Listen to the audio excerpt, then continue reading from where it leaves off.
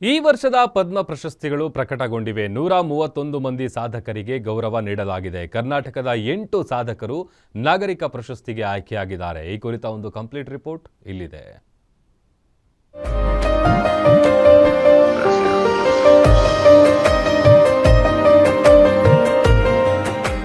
ಎರಡು 2026ನೇ ಸಾಲಿನ ಪದ್ಮ ಪ್ರಶಸ್ತಿಗಳು ಪ್ರಕಟಗೊಂಡಿವೆ. 131 ಮಂದಿಗೆ ಗೌರವ ನೀಡಲಾಗಿದೆ.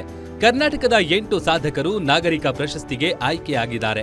ಮಂಡ್ಯದ ಅಂಕೇಗೌಡ, ದಾವಣಗೆರೆಯ ಡಾಕ್ಟರ್ ಸುರೇಶ್ ಹನಗವಾಡಿ ಮತ್ತು ಬೆಂಗಳೂರಿನ ಎಸ್ಜಿ ಸುಶೀಲಮ್ಮ ಅವರು ಸೇರಿ 7 ಮಂದಿ ಪದ್ಮಶ್ರೀ ಪ್ರಶಸ್ತಿ ಪಡೆದಿದ್ದಾರೆ. ಶತಾವಧಾನಿ ಆರ್ ಗಣೇಶ ಪದ್ಮಭೂಷಣಕ್ಕೆ ಪಾತ್ರರಾಗಿದ್ದಾರೆ.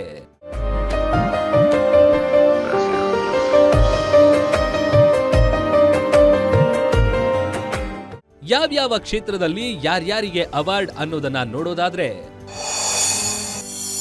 ಅಂಕೇಗೌಡ ಎಂ ಪದ್ಮಶ್ರೀ ಸಮಾಜ ಸೇವೆ, ಡಾಕ್ಟರ್ ಪ್ರಭಾಕರ್ ಬಸವ ಪ್ರಭು ಕೋರೆ ಪದ್ಮಶ್ರೀ ಆರೋಗ್ಯ ಮತ್ತು ಶಿಕ್ಷಣ, ಎಸ್ಜಿ ಸುಶೀಲಮ್ಮ ಪದ್ಮಶ್ರೀ ಸಮಾಜ ಸೇವೆ, ಶತಾವಧಾನಿ ಆರ್ ಗಣೇಶ್ ಪದ್ಮಭೂಷಣ ಕಲಾಕ್ಷೇತ್ರ, ಶಶಿಶೇಖರ್ ವೆಂಪತಿ ಪದ್ಮಶ್ರೀ ಸಾಹಿತ್ಯ ಮತ್ತು ಶಿಕ್ಷಣ, Shubha Venkatesh Iyengar Padmashri science and engineering, doctor Suresh Hanagavadi Padmashri ವೈದ್ಯಕೀಯ, ಟಿಟಿ ಜಗನ್ನಾಥನ್ ಮರಣೋತ್ತರ Padmashri tender and industry.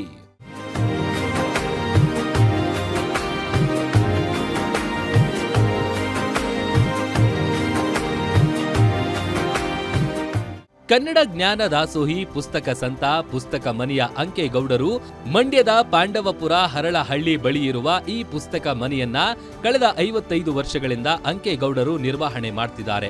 Conductor ಆಗಿದ್ದ ಅಂಕೇಗೌಡರು ಪುಸ್ತಕ ಪ್ರೇಮಿಯಾಗಿ ಈ ಬೃಹತ್ ಗ್ರಂಥಾಲಯವನ್ನ ನಿರ್ಮಾಣ ಮಾಡಿದ್ದು, ಇವರು ಪುಸ್ತಕ ಮನೆಯಲ್ಲಿ ಬರೋಬ್ಬರಿ 20 ಲಕ್ಷಕ್ಕೂ ಹೆಚ್ಚು ಪುಸ್ತಕಗಳನ್ನ ಸಂಗ್ರಹಿಸಿದ್ದಾರೆ. ಈ ಅಕ್ಷರ ಯೋಗಿಗೆ ಪದ್ಮಶ್ರೀ ಒಲಿದು ಬಂದಿದ್ದು ಜಿಲ್ಲೆಯ ಜನರು ಮೆಚ್ಚುಗೆ ವ್ಯಕ್ತಪಡಿಸಿದ್ದಾರೆ.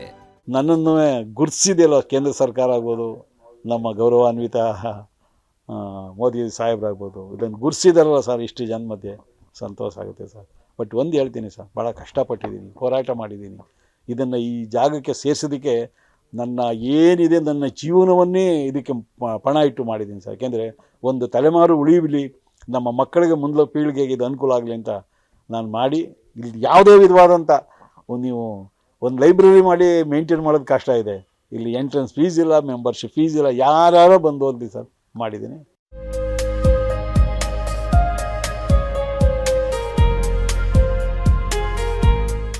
ಇನ್ನು ಮಧ್ಯ ಕರ್ನಾಟಕದ ದಾವಣಗೆರೆಯ ಡಾಕ್ಟರ್ ಸುರೇಶ್ ಹನಗವಾಡಿಯವರಿಗೆ ಹಿಮೋಫೀಲಿಯಾ ರೋಗಿಗಳಿಗೆ ನೀಡಿದ ಸೇವೆಗಾಗಿ ಪದ್ಮಶ್ರೀ ಪ್ರಶಸ್ತಿ ಲಭಿಸಿದೆ.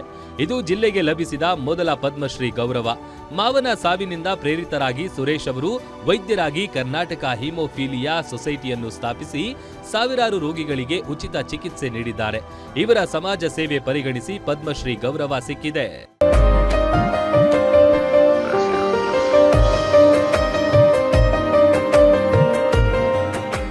ಒಟ್ಟಾರೆ ಈ ವರ್ಷದ ಪದ್ಮ ಪ್ರಶಸ್ತಿಗೆ ಕೇಂದ್ರ ಸರ್ಕಾರವು ಭಾರತದ ಉದ್ದಗಲಕ್ಕೂ ಇರುವ ವಿವಿಧ ರೀತಿಯ ಪ್ರಚಾರವಿಲ್ಲದ ಎಲೆಮರೆ ಕಾಯಿಯಂತೆ ಇದ್ದ ಸಾಧಕರನ್ನು ಗುರುತಿಸಿದೆ. News desk, guarantee news.